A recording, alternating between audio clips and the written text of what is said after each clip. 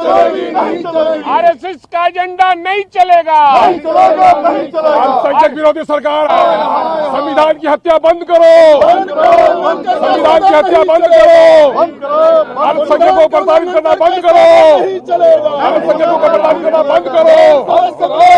प्रयोगशाला नहीं बनेगा, नहीं बनेगा। संविधान का उल्लंघन करके सदन नहीं चलेगा, संविधान का उल्लंघन, विधानसभा सांप्रदायिक राजनीति का प्रयोगशाला नहीं बनेगा। अल्पसंख्यकों का अपमान नहीं सहेंगे। आरएसएस के दलाल होशियार, आज आरएसएस के दलाल होशियार।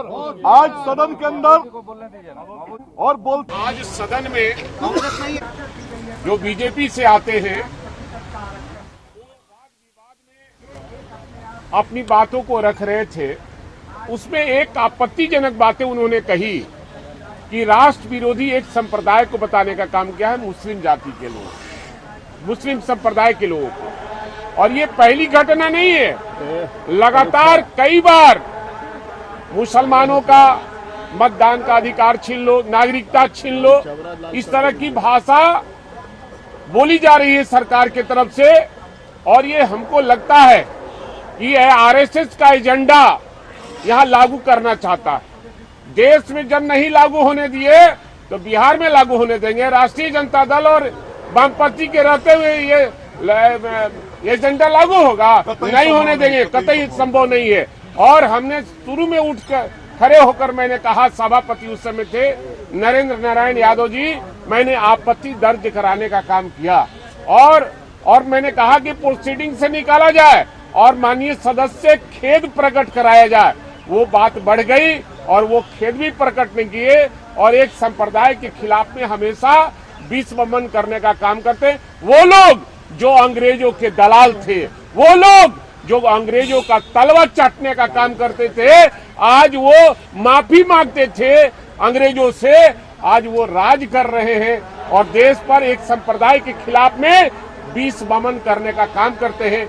इसलिए हम सभी विपक्ष के लोग हम सदन का बहिष्कार किए हैं और जनता के हाथों में, और जनता देख रही है कि किस तरह से ये आरएसएस के लोग एक संप्रदाय के खिलाफ में गलत बयानी कर रहे हैं। और खेद तो हरिभूषण ठाकुर जी में बढ़ गया, आज एक और विधायक ने बोल दिया। मामला ये है कि इस विषय पर पहले बात कर लीजिए। हाँ। सवाल ये पैदा होता है, तृतीय अनुपूरक बजट पर वाद विवाद के क्रम में भाजपा के एक विधायक ने अल्पसंख्यकों को निशाना बनाकर बहुत ही घिनौनी टिप्पणी की है और कहा है कि अल्पसंख्यक जो देश विरोधी हैं, इसी तरह के शब्द उन्होंने कह करके अल्पसंख्यकों को न सिर्फ प्रताड़ित किया है, न खौफ में डालने की बात की है, न सिर्फ नफरत फैलाया है, बल्कि संविधान विरुद्ध बात करके एक संवैधानिक संस्था में हमारी मर्यादा को तार-तार किया है।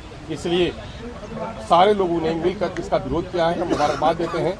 अल्पसंख्यक भय में है, नफरत के जरिए से अल्पसंख्यकों की मॉब लिंचिंग हो रही है और इसी किस्म के भाषा के प्रयोग से, इसी किस्म के उकसावे बयान से अल्पसंख्यक कहीं न कहीं से खौफ की जिंदगी जीने पर मजबूर हो गया है।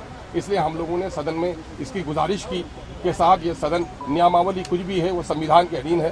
संविधान के अधीन जो नियमावली है उसमें कहीं से गुंजाइश नहीं है कि किसी समुदाय को आप टारगेट करके बात करें। अगर गॉडसे ने गांधी का कत्ल कर भी दिया था तो हम गॉडसे को कह सकते हैं, किसी समुदाय को नहीं कर सकते हैं। लेकिन यहाँ पर अल्पसंख्यकों को निशाना बनाकर कहा जा रहा है और सरकार ये कह रही है कि हाँ देख लिया जाए कार्रवाई, लेकिन सदन से देखा नहीं जा रहा है। समझ में बात नहीं आ रही है कि अल्पसंख्यकों को लोग इस तरह क्यों सता रहे हैं, क्यों परेशान कर रहे हैं। लगता है कि अल्पसंख्यकों के नाम पर ही कब्रिस्तान, श्मशान, गाय, टोपी, बुर्का, हिजाब, मुसलमान, नागरिकता, वोट का राइट, इसी पर पूरी राजनीति कर रही है बीजेपी। देश को तोड़ो और राज को साहब अब क्या होगा? देशवासियों की भी चाल चलन और चेहरा इस तरह का हो जाएगा, ये आशा हम लोग। ये दूसरी बार हो गई, दूसरा मामला हो गया और सदन के बाहर में हमारी लड़ाई जारी रहेगी। दूसरा है जरूर, इसलिए तो हम लोगों ने जोड़ दिया कि अल्पसंख्यक को टारगेट करके बिहार विधानसभा में जो सदन चलाने की जो प्रक्रिया हो रही है, तानाशाही रवैया अपना के, ये शब्द नहीं बल्कि खुलेआम कहा माननीय एक सदस्य ने बिहार विधानसभा सदन के अंदर। पहले ने जो कहा था सदन के परिसर में, सदन के अंदर, कि अल्पसंख्यक देश विरोधी है। इस सवाल के खिलाफ हम लोगों ने जोरदार आवाज बुलंद की और ऐसी शैतानी ताकत को जब तक माफी मांगने के लिए मजबूर नहीं किया जाए तब तक उसमें सुधार आना संभव नहीं है। ये अल्पसंख्यक के खिलाफ बयानबाजी है, शब्द नहीं है। शब्द क्या है?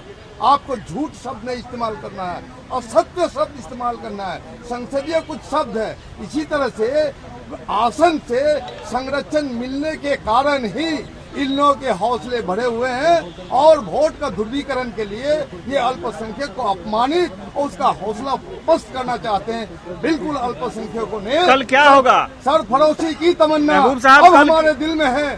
देखना है जोर आप चुप- बाजुए कातिल में है।